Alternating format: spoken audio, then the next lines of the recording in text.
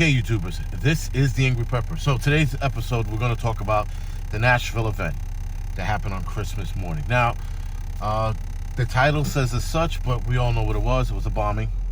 I know some people are scared to say the word on their YouTube channel because it might get demonetized. So fuck it, they demonetized this video. Ooh. All right, anyway. So, Nashville had an explosion Christmas morning. Now, I did this video yesterday morning, but it didn't come out the way I wanted it to, so I had to record it again. I had to wait till I was done with work and then record it this morning again. So in Nashville, Tennessee, an explosion happened early in the morning. Now, when I woke up Christmas morning, I looked at my phone and I saw that it said vehicle explosion. So now I had already knew before the media reported it was a bomb, that it was intentional. Vehicles do not explode unless they're tankers. And considering that a tanker in that area is not uncommon, but, you know, nil, and they said vehicle and not tanker to begin with, it had already led me to believe that it was a bomb. Anyway, that being said, hours later, not even hours later, but probably a few minutes later from me reading it, it was confirmed that it was an RV and that it was intentional.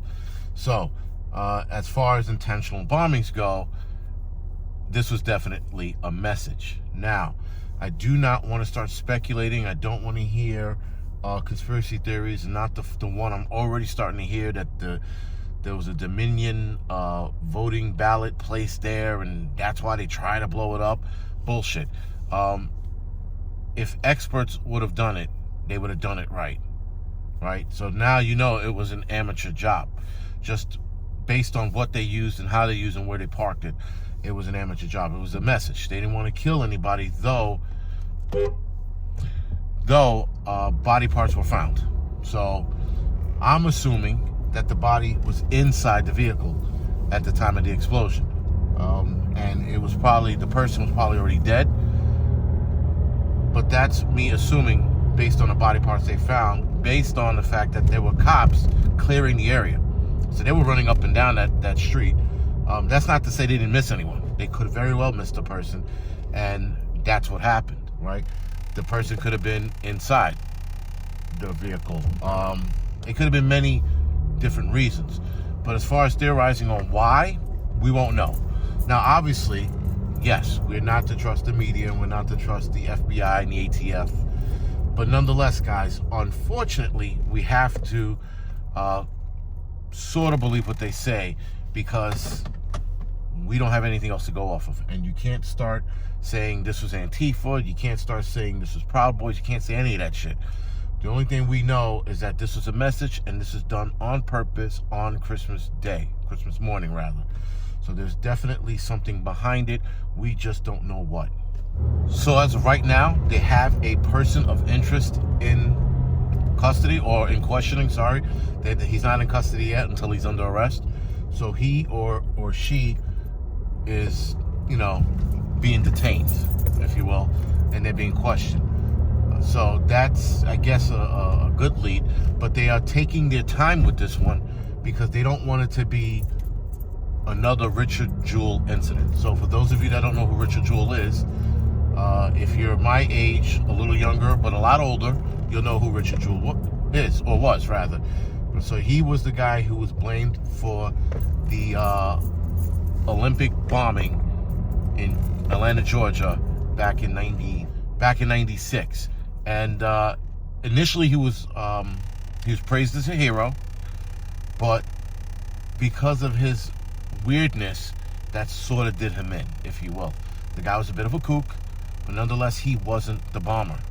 So he went from hero to public enemy number one, and his life was destroyed because the FBI, the media, jumped the gun and screwed this guy's life over. So they don't want that to be another issue again. So they are taking their time so that is avoided. So what I found interesting, just as I was leaving the firehouse, I found interesting that I was listening to the story, the cops story, the cops that were there clearing the area. They said that they were called there for shots fired. Upon getting to the area, they realized there were no shots fired. And the RV started making its announcement. So the RV had a warning where it, to the effect of, leave the area immediately, there's a bomb in the RV, and it repeated itself. And one of the cops said they played music, and then music stopped, and then it started repeating the warning again, and then the bomb went off. I think from the time they showed up to the time it went off was probably around 10 minutes, 10 to 15 minutes. So whatever it was, or whoever set it up, called them there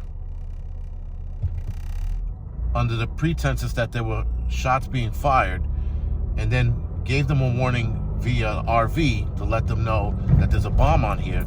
And I guess whoever set it up knew that the cops would clear the area. So obviously this person didn't want to kill anybody or hurt anyone, though there was a body or body parts found at the scene. So we have to wait and see who that person was and why they were there. Other than that, guys, I think this is a precursor to next year. I think this could be, and I say think, this could be leading to something more common or worse for next year. Unfortunately, we have to wait and see.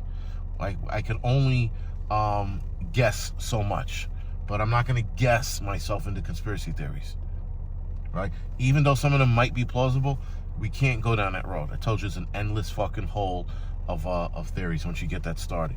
So right now, we can only go with what's in front of us. Other than that, guys, this is the Angry Prepper. Thank you for watching. You can like and subscribe to this channel. You can also follow me on Instagram, Facebook, Tumblr, and Twitter. And other than that, guys, thank you for watching.